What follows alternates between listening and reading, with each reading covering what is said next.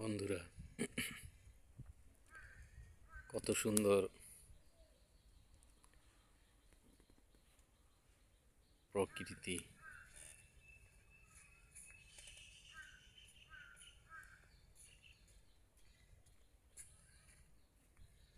শ্যাওলার মতন এই গাছ,